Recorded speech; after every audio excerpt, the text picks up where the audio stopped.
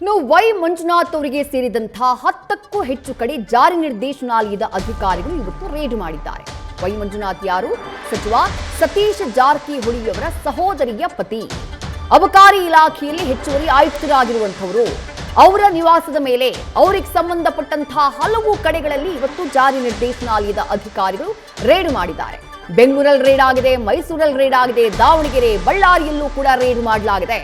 ಇದರ ಜೊತೆಗೆ ಗೋವಾ, ಕರ್ನಾಟಕ, ರಾಜಸ್ಥಾನ ಸೇರಿ ಹಲವು ಕಡೆಗಳಲ್ಲಿ ಪ್ರತ್ಯೇಕ ತಂಡಗಳಾಗಿ ಜಾರಿ ನಿರ್ದೇಶನಾಲಯದ ಅಧಿಕಾರಿಗಳು ಶೋಧ ಕಾರ್ಯವನ್ನು ನಡೆಸಿದ್ದಾರೆ. ಮೈಸೂರಿನಲ್ಲಿ ಓರ್ವ ಮಹಿಳೆಯನ್ನ ಕೂಡ ವಶಕ್ಕೆ ಪಡೆದಿದ್ದಾರೆ ಜಾರಿ ನಿರ್ದೇಶನಾಲಯದ ಅಧಿಕಾರಿಗಳು. ವೈ ಮಂಜುನಾಥ್ ಅವರ ಆಪ್ತೆ ಯಮುನಾ ಅನ್ನುವರನ್ನ ವಶಕ್ಕೆ ಪಡೆದು ವಿಚಾರಣೆಗೆ ಒಳಪಡಿಸಿದ್ದಾರೆ ಎನ್ನುವಂತಹ ಮಾಹಿತಿ ಸಿಗ್ತಾ ಇದೆ. ರಾಜ್ಯದ ಅಬಕಾರಿ ಇಲಾಖೆಯ ಹೆಚ್ಚುವರಿ ಆಯುಕ್ತ ವೈ ಮಂಜುನಾಥ್ ಅವರಿಗೆ ಇವತ್ತು ಬೆಳ್ಳಂಬೆಳಗ್ಗೆ ಜಾರಿ ನಿರ್ದೇಶನಾಲಯದ ಅಧಿಕಾರಿಗಳು ಶಾಕ್ ಅನ್ನ ಕೊಟ್ಟಿರೋದು. ಅವರ ನಿವಾಸ, ಅವರಿಗೆ ಸಂಬಂಧಪಟ್ಟಂತಹ ಕಚೇರಿಗಳ ಮೇಲೆ ರೇಡ್ ಆಗಿದೆ. ಸಚಿವ ಸತೀಶ್ ಜಾರಕಿಹೊಳಿಯವರ ಬಾಮೈದ ಅಂದ್ರೆ ಸತೀಶ್ ಜಾರಕಿಹೊಳಿಯವರ ಸಹೋದರಿಯ ಪತಿ ಈ ಮಂಜುನಾಥ್ ಅಕ್ರಮ ಆಸ್ತಿ ಗಳಿಕೆ ಹಾಗೆ ಹಣಕಾಸಿನ ವ್ಯವಹಾರಗಳ ಆರೋಪದ ಅಡಿಯಲ್ಲಿ ಈ ದಾಳಿ ನಡೆದಿದೆ ಅನ್ನುವಂತಹ ಮಾಹಿತಿ ಇದೆ. ಮೈಸೂರಿನ ಕುವೆಂಪು ನಗರದಲ್ಲಿರುವಂತಹ ಮಂಜುನಾಥ್ ಅವರ ಮನೆ, ಬೆಳಗಾವಿಯ ದೂರದರ್ಶನ ಕೇಂದ್ರದ ಬಳಿ ಇರುವಂತಹ ಅವರ ನಿವಾಸ ಸೇರಿ ಒಟ್ಟು 6ಕ್ಕೂ ಹೆಚ್ಚು ಕಡೆಗಳಲ್ಲಿ ರೇಡ್ ಅನ್ನ ಮಾಡಲಾಗಿದೆ. ಇನ್ನು ವಿಜಯನಗರದ ಹರಪನಹಳ್ಳಿ ತಾಲೂಕಿನ ಅರಸೀಕೆರೆ ಗ್ರಾಮದಲ್ಲಿರುವಂತಹ ಮಂಜುನಾಥ್ ಅವರ 2 ಮನೆಗಳ ಮೇಲೆ ಜಾರಿ ನಿರ್ದೇಶನಾಲಯದ ಅಧಿಕಾರಿಗಳು ರೇಡ್ ಅನ್ನ ಮಾಡಿದ್ದಾರೆ. ಬಳ್ಳಾರಿಯ ಮಾಜಿ ಸಂಸದ ವೈ ದೇವೇಂದ್ರಪ್ಪ ಅವರ ಪುತ್ರ ಈ ವೈ ಮಂಜುನಾಥ್ ಅವರು ದೀರ್ಘಕಾಲದಿಂದ ಅಬಕಾರಿ ಇಲಾಖೆಯಲ್ಲಿ ಪ್ರಭಾವಿ ಅಧಿಕಾರಿಯಾಗಿ ಸೇವೆಯನ್ನ ಸಲ್ಲಿಸುತ್ತಿದ್ದಾರೆ. ಈ ಹಿಂದೆ ಅಬಕಾರಿ ಇಲಾಖೆಯ ಡಿಸಿ ಆಗಿದ್ದಂತಹ ಟೈಮ್ನಲ್ಲೂ 2012ರ ಜೂನ್ 27ನೇ ತಾರೀಕು ಲೋಕಾಯುಕ್ತ ಅಧಿಕಾರಿಗಳಿಂದ ಮಂಜುನಾಥ್ ದಾಳಿಗೆ ಒಳಗಾಗಿದ್ರು.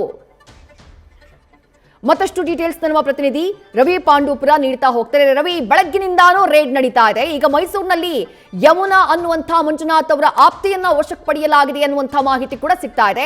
ಏನ್ ಸಂಬಂಧ, ಯಾವ ಕಾರಣಕ್ಕಾಗಿ ಆಕೆಯನ್ನ ವಶಕ್ಕೆ ಪಡೆಯಲಾಗಿದೆ, ಏನ್ ಡೀಟೇಲ್ಸ್ ಸಿಗ್ತಾ ಇದೆ ದಾಳಿಗೆ ಸಂಬಂಧಪಟ್ಟ ಹಾಗೆ? ರವಿ, ವಿದೇಶಿ ಅಕ್ರಮ ಹಣ ವರ್ಗಾವಣೆ ಸಂಬಂಧ ಈಗಾಗಲೇ ಇಡಿ ಅಧಿಕಾರಿಗಳು ಮೈಸೂರಿನ ತಟ್ಟೆಗಳ್ಳಿಯಲ್ಲಿರುವಂತಹ ಸತೀಶ್ ಜಾರಕಿಹೊಳಿ ಅವರ ಬಾಮೈದ ವೈ ಮಂಜುನಾಥ್ ಅವರ ಆಪ್ತೆ ಯಮುನಾ ಅವರ ನಿವಾಸದ ಮೇಲೆ ಬೆಳಿಗ್ಗೆ 6 ಗಂಟೆಯಿಂದಲೂ ಕೂಡ ದಾಳಿ ಮಾಡಿದ್ದು.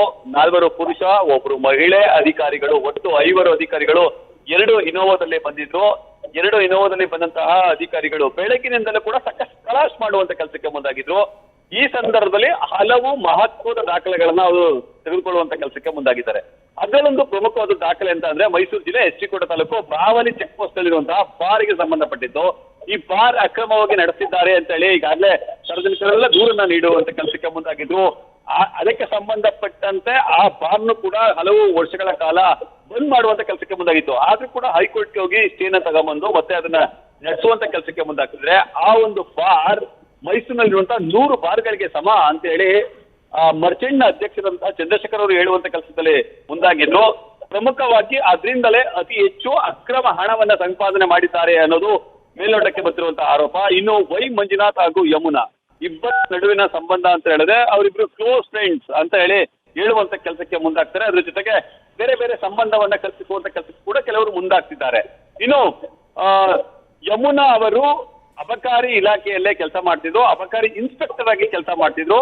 ಆದ್ರೆ ಅವ್ರನ್ನ ಕೆಲಸದಿಂದ ಬಿಡಿಸಿ ವಾಲಂಟರಿ ರಿಟೈರ್ಮೆಂಟ್ ಕೊಡಿಸಿ ಅಂದ್ರೆ ವಿಶ್ರಾಂತಿಯನ್ನ ಕೊಡಿಸಿ ಅವ್ರನ್ನ ಮನೆಯಲ್ಲಿ ಇರಿಸಿದ್ದಾರೆ. ಅವರ ಹೆಸರಿನಲ್ಲೇ ಬೇನಾಮಿಯಾಗಿ ಸತೀಶ್ ಜಾರಕಿಹೊಳಿ ಬಾಮೈದ ವೈ ಮಂಜುನಾಥ್ ಅವರು ಕೋಟ್ಯಾಂತರ ರೂಪಾಯಿ ಹಣವನ್ನ ಲಪಟಾಯಿಸಿದ್ದಾರೆ ಹಾಗೂ ಹಣವನ್ನ ಪಡೆದುಕೊಂಡಿದ್ದಾರೆ ಅನ್ನೋ ಗಂಭೀರ ಆರೋಪ ಇದೆ.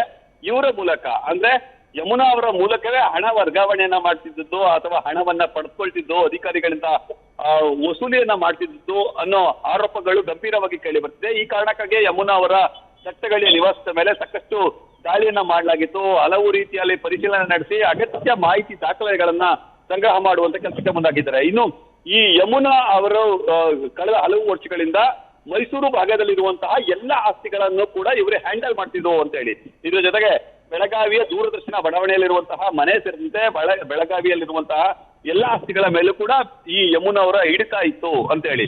ಒಂದ್ ರೀತಿ ಯಮುನಾ ಹಾಗೂ ವೈ ಮಂಜುನಾಥ್ ಇಬ್ಬರು 2 ದೇಹಗಳು ಒಂದೇ ಹೃದಯ ಅನ್ನೋ ರೀತಿಯಲ್ಲಿ ಇದ್ರು ಅಂತ ಹೇಳಿ ಎಲ್ಲರೂ ಕೂಡ ಹೇಳುವಂತ ಕೆಲಸಕ್ಕೆ ಮುಂದಾಗ್ತಾರೆ.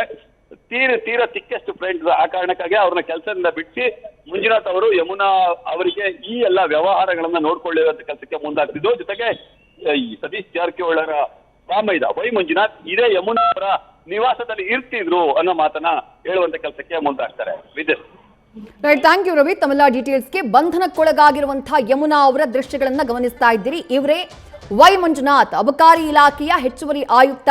ಸಚಿವ ಸತೀಶ್ ಜಾರಕಿಹೊಳಿಯವರ ಸಹೋದರಿಯ ಪತಿ ವೈ ಮಂಜುನಾಥ್ ಅವರ ಆಪ್ತೆ ಯಮುನಾ.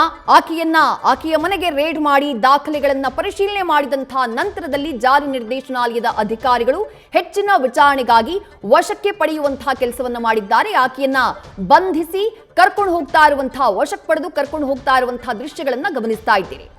ಯಾವ ರೀತಿಯಾದಂತಹ ಸಂಬಂಧ ಇತ್ತು, ಏನ್ ಅನುಮಾನಗಳಿದ್ದಾವೆ, ವೈ ಮಂಜುನಾಥ್ ಅವರ ಬೇನಾಮಿ ಆಸ್ತಿಗೆ ಇವರೇ ಹಕ್ಕುದಾರರಾಗಿದ್ರು ಅಥವಾ ಇವರೇ ಅದನ್ನ ನಿರ್ವಹಣೆ ಮಾಡ್ತಾ ಇದ್ರು, ಇಂಥದ್ದೆಲ್ಲ ಆರೋಪ ಇದೆ. ಈ ಎಲ್ಲ ಆರೋಪಗಳ ಕಾರಣಕ್ಕಾಗಿಯೇ ಜಾರಿ ನಿರ್ದೇಶನಾಲಯದ ಅಧಿಕಾರಿಗಳು ರೇಡ್ ಅನ್ನ ಮಾಡಿದ್ದು. ದಾಳಿಯ ಸಂದರ್ಭದಲ್ಲಿ ಒಂದಿಷ್ಟು ಮಾಹಿತಿಗಳು, ಸಾಕ್ಷಿಗಳು ಲಭ್ಯವಾಗಿದ್ದಾವೆ. ಆ ಕಾರಣಕ್ಕೆ ಜಾರಿ ನಿರ್ದೇಶನಾಲಯದ ಅಧಿಕಾರಿಗಳು ವೈ ಮಂಜುನಾಥ್ ಅವರ ಆಪ್ತೆ ಯಮುನಾ ಅವರನ್ನ ವಶಕ್ಕೆ ಪಡೆಯುವಂತಹ ಕೆಲಸವನ್ನ ಮಾಡಿದ್ದಾರೆ. ನ್ಯೂಸ್ ಫಸ್ಟ್ ನಿರ್ಭೀತಿಯಿಂದ ನಿಮ್ಮ ಪರವಾಗಿ.